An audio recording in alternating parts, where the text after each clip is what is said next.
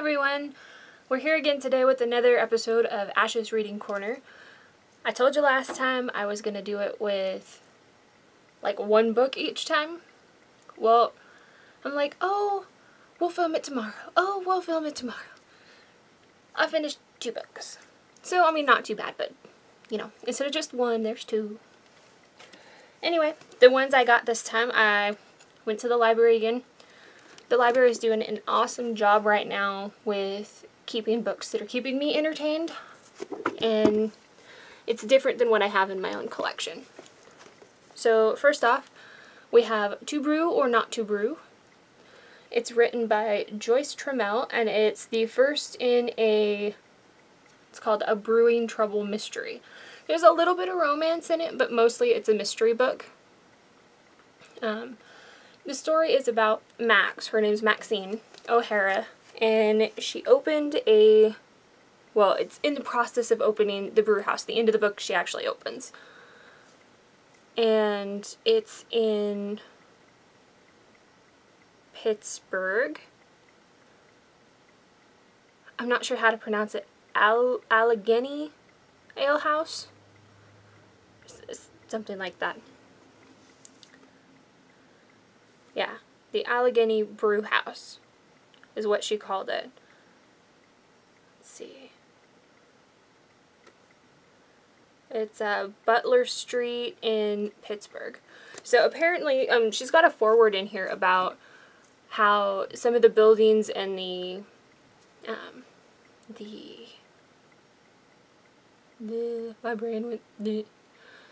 businesses are fake, but the actual setting, it's set in the real world. It's set in this, historic Pittsburgh.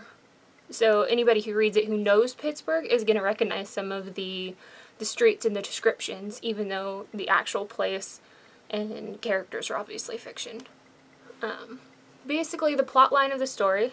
Sorry, I have like one bang that's poking me in the eye. Blech. It's hot up here. It's going to be 91 here today. And I'm hot already, so I'm sorry. The plot of the story is that Max is preparing to open the brew house. She's going through the inspections and the buildings and making sure the plumbing works and getting everything set up. And little things keep happening.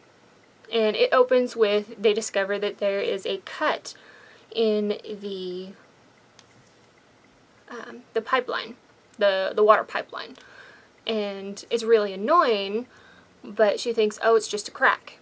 Well, her partner, I guess, he's gonna run the kitchen. He is like, well, no, this keeps happening. There's little things that keep happening. This is sabotage. And so she's like, well, no, it can't be. Who would want to stop it from opening? And that's kind of the plot, is that, who is it? Is it that guy across the street? Is it that lady down there? There's one lady who wants to stop it because she wants to turn it into a museum instead of making it a brew house like it used to be. And basically, that's how the story goes. Something bad happens. She has to figure out what's going on with it. Why is someone doing it? And, that's basically the gist of most mysteries. But this one is slightly different. It's written in a way that the characters are compelling, and it makes you want to see, Max is the daughter of a homicide detective, and there's little hints of that throughout the book, that, what can I do to investigate? What can I do to help? So it was really interesting. And then also, they have the sort of love line going on the side. Jake was one of her childhood friends, but he always viewed her as the little sister. You can't date her because she's off limits. And now that they're both adults, they've both had real lives, they come back and they're like, well, maybe we'll actually admit to our feelings and go from there. So it's cute. At the end of the book, there was a couple pages, I think it's the first chapter of the next book, and it's like, I really want to read it, but I don't have the next book, so I can't read it. I didn't want to be drawn in too much, but it's nice to know that the story continues after they open. you know, what happens next? So I would definitely suggest reading To Brew or Not to Brew.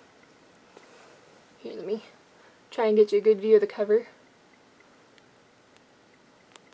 Oh yeah, and she found a cat that had a broken leg in 2 places, so the cat really does have a pink cast. So, lots of fun. It's a good read. Okay, the second one I read, and I was surprised that they had a book of this caliber at the library, you know, where anybody can check it out. It's His All Night by L. Wright. I'm not sure if this is the first book in a series, but it's an Edge of Scandal novel. That's what she called it. The story does continue. So it is a part of a series, but I'm not sure if this is the first one or if this is just one of many.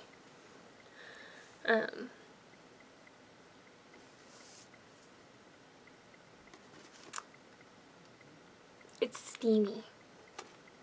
That's a nice way to put it. It's steamy. It happy endings all over the place.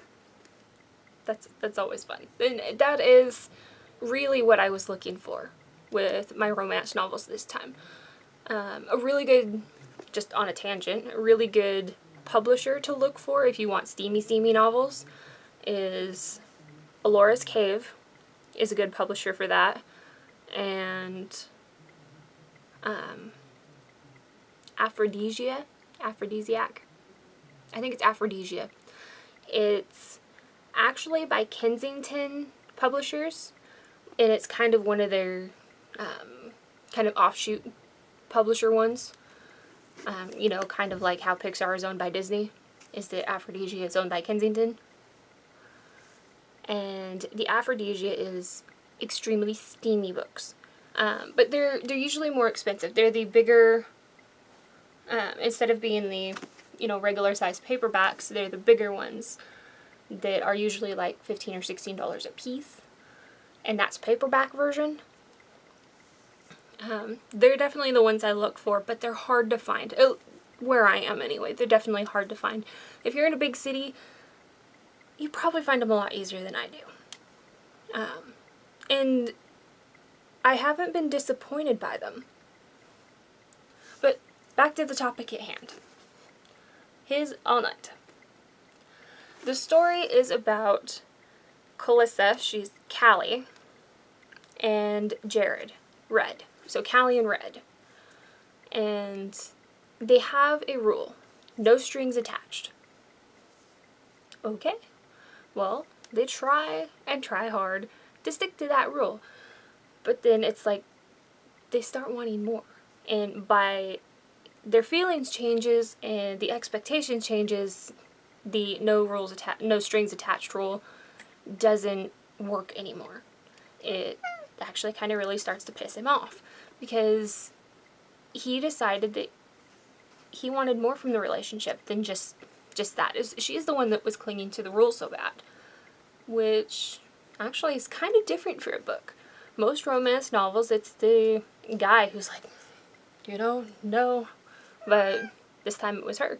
And it was a nice change of pace because you really got to look into her psyche about why did she stick to that? What made her tick? Why did she always feel afraid and she didn't want to go into that relationship?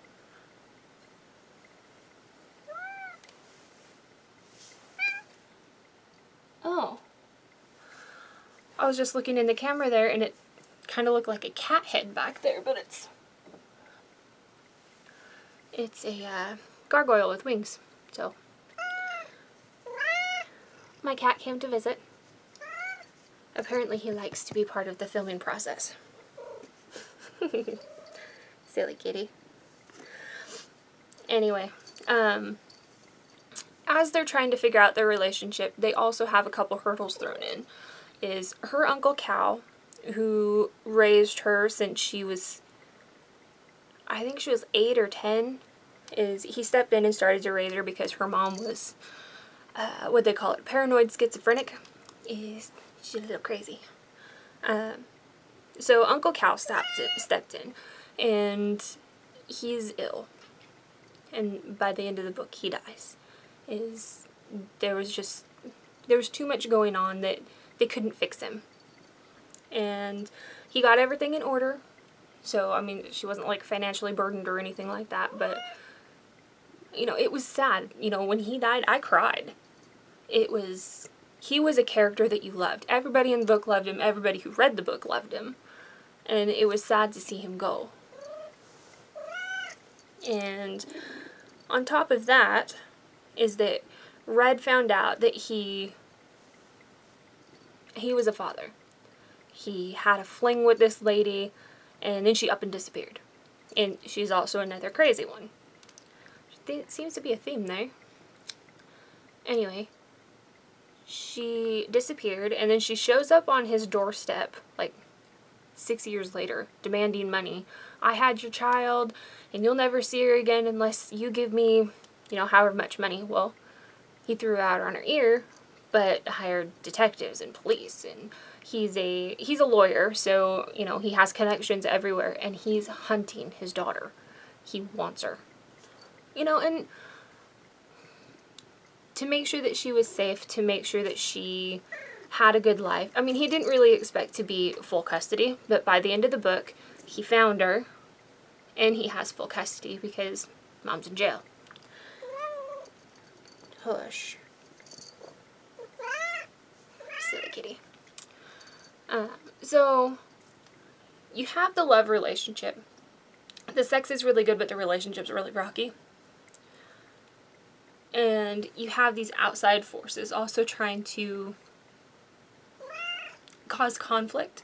And L. Wright, I keep wanting to say L. James, wrong person. L. Wright, the author, does an excellent job having the conflict come in and the rockiness between the two characters, but then being able to eventually overcome it.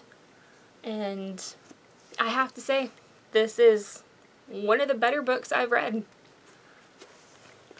So, it's His All Night by L. Wright, an Edge of Scandal novel. And I'm actually really curious to read the next one, which the characters are Alina and Kent. I would be really curious to find basically the entire collection by her. She is an excellent author, and that's just based on one book, but she has done an excellent job with the plot line, the, I guess, disturbances, the climaxes at the end. It all worked out so well and so good. I would definitely be willing to actually buy this book instead of just getting it from the library and getting the whole collection. It's probably one that I would read over and over. So yeah, anyway, that's it. The next one coming up is, I think I want to say it was A Sword and His Lady.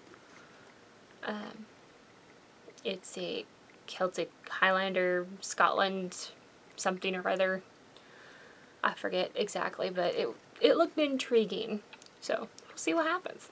It's definitely not modern day. So, yeah. I will see you guys next time. Bye.